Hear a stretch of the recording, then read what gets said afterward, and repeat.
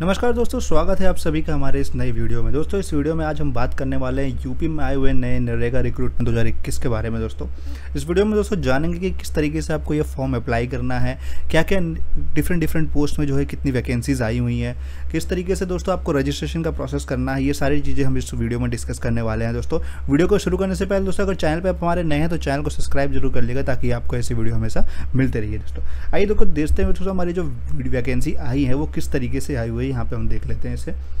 तो दोस्तों जो टोटल पोस्ट हमारे पास आया है वो टोटल पोस्ट आया है 1270 यानी कि 1278 पोस्ट की वैकेंसी हमारे पास ये टोटल आई हुई है। ठीक है दोस्तों, इसमें जो 4 अलग अलग जो है डिफरेंट कैटेगरी के लिए दोस्तों ये वैकेंसी निकली हुई है और ये नेम ऑफ द पोस्ट के साथ हमने इन चारों कैटेगरी को यहाँ पे डिफाइन किया हुआ है। इन चारों को एक बार दोस्तों हम यहाँ पे देख लेते हैं। सबसे पहली जो वैकेंसी है दोस्तों वो एडिशनल प्रोग्राम ऑफिसर के लिए है, जिसकी टोटल जो वैकेंसी आई हुई है वो आई है कितनी 191 वैकेंसी है। ठीक है, इसका जो दोस्तों इंपॉर्टेंट चीज़ ये है कि इसका एलिजिबिलिटी क्राइटेरिया जो है वो MBA MCA ठीक है MSW मतलब बेसिकली जो है आप इस पोस्ट के लिए तभी दोस्तों अप्लाई कर सकते हैं जब आपके पास कोई भी मास्टर डिग्री यानी कि पोस्ट ग्रेजुएशन की डिग्री है, चाहे आपने MA किया हो चाहे आपने MBA किया हो। ठीक है,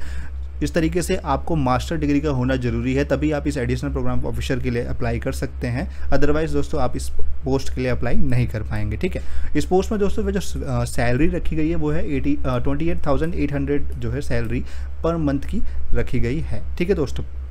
लेकिन इसमें बस यही एक ड्रॉबैक दोस्तों इस पोस्ट के लिए कि केवल मास्टर डिग्री वाले स्टूडेंट्स ही हमारे इस पोस्ट के लिए अप्लाई कर सकते हैं। ठीक है, अगली पोस्ट की बात करते हैं दोस्तों। अगला जो वैकेंसी पोस्ट है वो है असिस्टेंट अकाउंटेंट का। ठीक है, इसमें भी दोस्तों एक ड्रॉबैक ये है कि इसकी एलिजिबिलिटी क्राइटेरिया में केवल और केवल BCom मांगा गया है। मतलब कि जो स्टूडेंट जिन्होंने ग्रेजुएशन जो है BCom से किया है केवल वही स्टूडेंट इस पोस्ट के लिए एलिजिबल हैं। मतलब अगर आपने BA कर रखा हो या BCA कर रखा हो या BBA कर रखा हो या B Pharma कर रखा हो तो आप जो है इस असिस्टेंट अकाउंटेंट पोस्ट के लिए आप अप्लाई नहीं कर सकते हैं। इसके लिए BCom होना बहुत ही ज़्यादा ज़रूरी है। ठीक है दोस्तों, इसमें जो टोटल वैकेंसी है दोस्तों वो है 197 पोस्ट की टोटल वैकेंसी इसके अंदर है और जिसकी सैलरी जो रखी गई है दोस्तों वो 11,200 पर मंथ की रखी गई हुई है। ठीक है दोस्तों, उसके बाद दोस्तों अगले पोस्ट की बात करते हैं तो है कंप्यूटर ऑपरेटर की, जिसमें टोटल वैकेंसी रखी गई है 116। ठीक है, इसका जो दोस्तों एलिजिबिलिटी क्राइटेरिया है इसमें सबसे पहला जो चीज़ है वो है 12th पास होना जरूरी है। मतलब अगर जो हमारे दोस्त जो भी हमारे स्टूडेंट उन्होंने 10th पास करके अगर इस पोस्ट के लिए अप्लाई करना चाहेंगे तो वो इसके लिए अप्लाई नहीं कर सकते, उनके लिए 12th पास होना जरूरी बहुत ज़रूरी है। ठीक है, 12th पास होने के साथ साथ दोस्तों साथ ही में जो है यहाँ पे O लेवल का सर्टिफिकेट या फिर कोई भी इक्विवेलेंट प्रोग्राम का सर्टिफिकेट मांगा गया है। ठीक है, इक्विवेलेंट या O लेवल मतलब दोस्तों कि आपके पास कोई भी ऐसा ही कंप्यूटर का सर्टिफिकेट होना चाहिए कोर्स का जिसकी जो वैलिडिटी यानी कि जो कोर्स का जो टाइमिंग रहा हो वो 1 साल का कोर्स रहा हो कम से कम, जैसे कि O लेवल का हो गया, PGDCA हो गया दोस्तों यहाँ पे एग्जाम्पल के लिए मैंने दे रखा है, या DCA हो गया, या दोस्तों अगर आपने ग्रेजुएशन BCA में कर रखा है यानी कि बैचलर इन कंप्यूटर एप्लीकेशन में कर रखा है तो भी दोस्तों आप इस पोस्ट के लिए एलिजिबल है कंप्यूटर ऑपरेटर के लिए। ठीक है, लेकिन दोस्तों इसमें यह बात मस्ट होना चाहिए कि आपके पास 12th पास होने के साथ साथ कोई भी 1 साल का सर्टिफिकेट कंप्यूटर का होना जरूरी है। ठीक है दोस्तों, यहाँ पे आपको डाउट हो रहा होगा कि अगर आपने O लेवल आपके पास नहीं है और कोई भी अगर आपने कंप्यूटर कोर्स नहीं कर रखा हो लेकिन CCC का सर्टिफिकेट आपके पास है तो CCC आप इसमें अप्लाई नहीं कर सकते हैं दोस्तों। तो आपको इसमें O लेवल होना, PGDCA होना, DCA होना या अगर BCA से ग्रेजुएट कर रखा हो तो ही आप इस पोस्ट के लिए अप्लाई कर सकते हैं। CCC आप इसमें नहीं अप्लाई कर पाएंगे। ठीक है दोस्तों, इसमें अगर सैलरी की बात करें तो सैलरी भी यहाँ पे 11,200 रखी गई हुई है। ठीक है, उसके बाद दोस्तों आखिरी पोस्ट जो यहाँ पे है वो है टेक्निकल असिस्टेंट की। ठीक है, नाम से ही पता चल रहा है टेक्निकल टर्म्स है इसका, और इसमें जो टोटल पोस्ट जो है वो सबसे ज़्यादा रखी गई है वो है 774 पोस्ट इसमें रखी गई हैं। ठीक है, इसका जो क्वालिफिकेशन दोस्तों मांगा गया है वो हाई स्कूल होना जरूरी है। ठीक है, इसमें 12th पास होना जरूरी नहीं है, केवल आप हाई स्कूल पास होना चाहिए। साथ ही साथ दोस्तों जो कि मस्ट चीज़ है वो ये है कि डिप्लोमा आपके पास होना चाहिए, तो सिविल में या तो मैकेनिकल में या तो इलेक्ट्रिकल में आपके पास कोई भी डिप्लोमा का जो है सर्टिफिकेट होना जरूरी है। डिप्लोमा यानी कि आप जो है ये सारे डिप्लोमा कहाँ से कर सकते हैं, या तो आप ये सारे डिप्लोमा पॉलिटेक्निक से आप कर सकते हैं और या तो आप ये सारे डिप्लोमा ITI से कर सकते हैं। यानी कि अगर आपने पॉलिटेक्निक या फिर ITI से सिविल का या मैकेनिकल का इलेक्ट्रिकल का कोई भी अगर डिप्लोमा किया हुआ है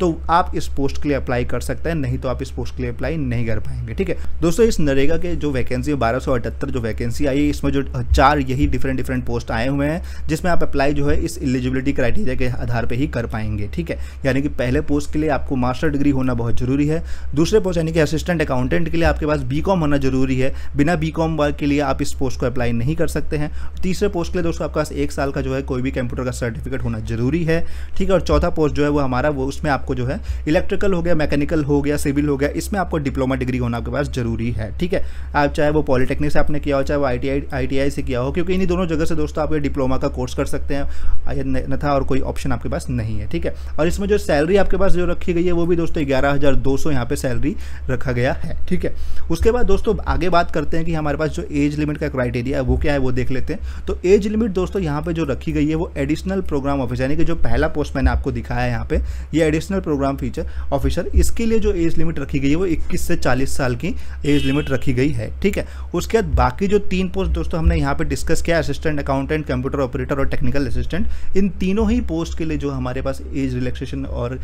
एज का जो रिक्वायरमेंट है वो 18 to 40 ईयर्स रखा गया, और इसमें एज रिलैक्सेशन भी दिया गया है SC ST और OBC, यानी कि जो भी रिजर्व कैटेगरी के हमारे स्टूडेंट्स हैं उनके लिए यहाँ पे एज रिलैक्सेशन दिया गया है नोटिफिकेशन के अकॉर्डिंगली, और इसका जो एज लिमिट रखा गया वो 18 to 40 ईयर रखा गया है। ठीक है, एडिशनल प्रोग्राम फीचर यानी कि जिसमें आपको मास्टर डिग्री होना मस्ट है, वहाँ पे आपको 21 साल से 40 साल का उम्र जो है एज रिक्वायर्ड होना जरूरी है इसी के बीच में। ठीक है, उसके बाद दोस्तों जो सबसे इंपॉर्टेंट चीज़ है कि आपको किस तरीके से अप्लाई करना है वो हम यहाँ पे डिस्कस कर लेते हैं। ठीक है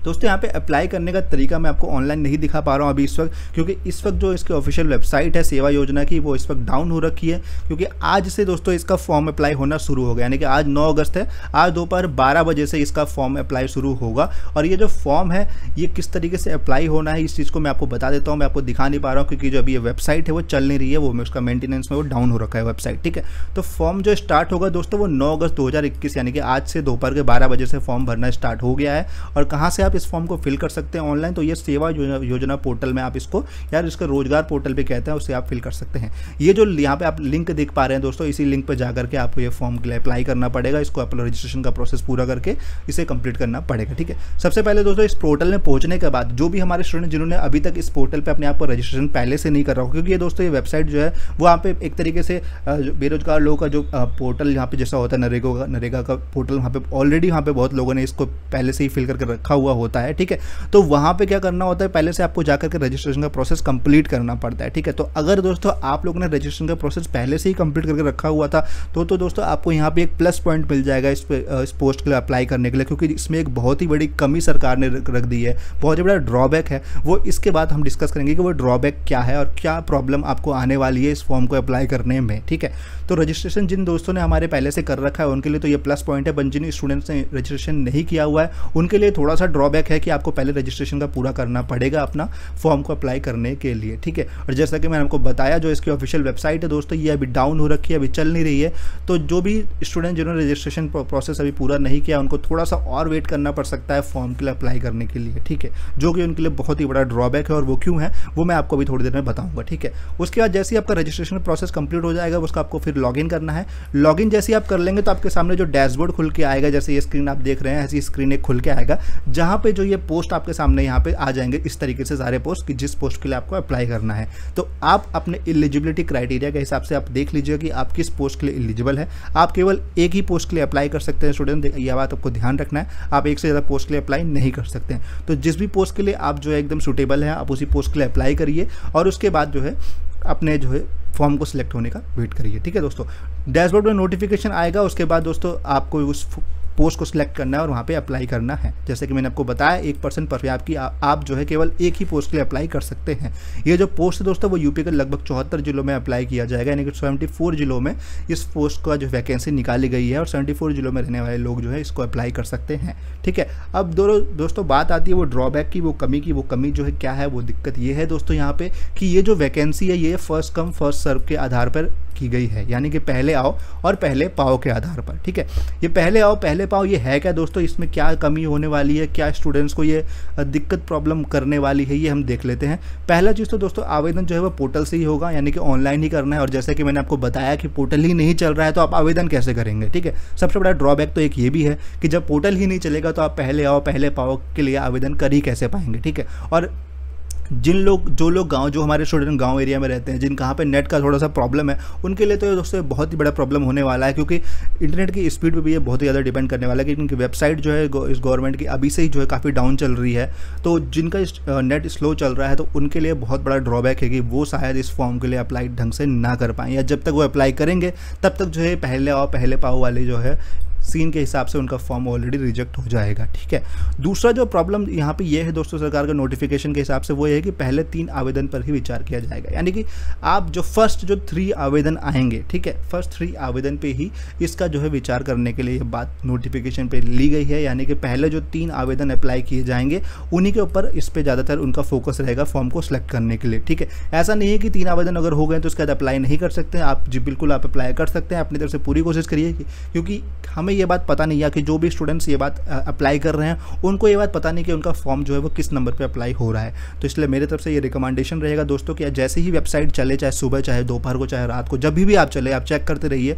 और जैसे ही चले आप तुरंत जो है अपने पोस्ट के हिसाब से अप्लाई कर दीजिएगा। ठीक है,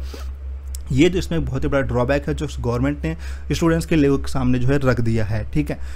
अभी मैं आपको दोस्तों वेबसाइट दिखा नहीं पा रहा हूँ, नहीं तो मैं आपको रजिस्ट्रेशन का प्रोसेस और लॉगिन का प्रोसेस पूरा दिखा देता है किस तरीके से अप्लाई करना है, लेकिन वेबसाइट जो है वो डाउन चल रहा है। मैं आपको दिखा देता हूँ कि किस तरीके से वो मैसेज दे रहा है डाउन होने का। तो दोस्तों इस तरीके से देखिए यहाँ पे जो सर्विस यहाँ पे दिखा रहा है कि सर्विस अनअवेलेबल, यानी कि अभी ये वेबसाइट जो है वो डाउन चल रहा है, अभी ये वेबसाइट चल नहीं पा रहा है। अगर ये वेबसाइट चल रहा होता तो मैं आपको दिखा देता है किस तरीके से आपको रजिस्ट्रेशन का प्रोसेस पूरा करना है ताकि आपका फॉर्म जो है वो सेलेक्ट हो सके, लेकिन इस वेबसाइट के डाउन होने की वजह से मैं आपको ये दिखा नहीं पा रहा हूँ। मैं दोस्तों ये चीज़ चेक करता रहूँगा, और जैसे ये वेबसाइट चलेगी मैं तुरंत ही एक दूसरे से वीडियो बना के आपको यहाँ पे अपलोड कर दूंगा, ताकि आप जो है उस तरीके से फॉर्म फिल कर सके कि आपका फॉर्म जो है वो सिलेक्ट हो जाए। ठीक है दोस्तों, फिलहाल के इस वीडियो में बस इतना ही, मिलते हैं दोस्तों आपसे नेक्स्ट वीडियो में, तब तक के लिए नमस्कार।